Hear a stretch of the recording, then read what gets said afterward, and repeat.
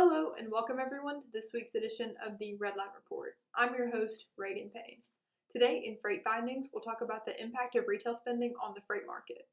For Recruiting Roundup, I hopped on the phone with the CEO of Pink Panthers, a quickly growing trucking company, to talk about his unique approach to recruiting.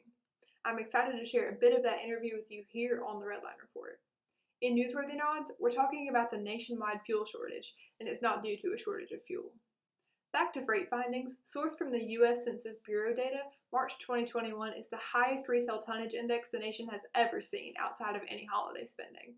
While general merchandise retailers and food and beverage are returning to normal patterns this year, the difference lies within building materials and supply dealers. The data in the graphs factor out inflation, so these figures are a true measure of the increase of demand for these markets. For Recruiting Roundup, here's my interview with Nemo from Pink Panthers. Well, welcome to the Redline Report. We're happy to have you here. I just have a couple questions for you. I know that you told me you're really involved in your company's recruiting, which is really big considering your position there. So I just wanted to ask you a couple of questions about that. First of all, what's the most common question you get from drivers, whether it be about pay, home time, or anything outside of that, really?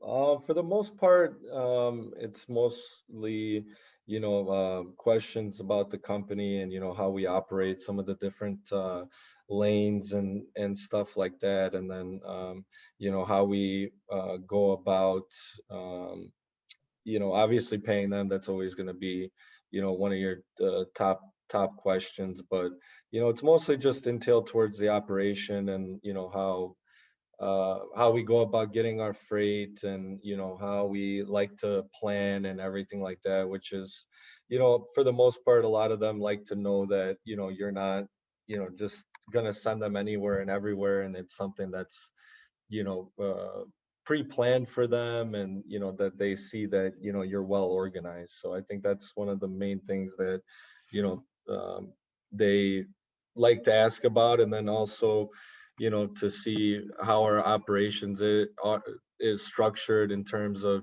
who they're going to be working with, and the fact that they're not going to be just a number. And then with us, Right. how we do things, we like to have smaller groups, which makes it a lot better for people to build relationships with other people, and then to get to know their particular drivers that they're working with on a daily basis. You can check out the rest of that interview via a link in the PDF below. For newsworthy nods, coming in hot this summer is the shortage of tanker drivers, crippling fuel companies and making it nearly impossible for drivers of all kinds to get where they need to be. Following the pandemic, the demand for gas fell dramatically as people stayed home for their own safety and that of others. Tanker drivers took note and either switched hauls or lost work altogether. There might be a low availability of gas, but not due to a shortage of fuel. Needless to say, tanker drivers are needed once again, and desperately so. Check out the full article featuring a quote from an Alabama gas station owner via a link in the PDF below.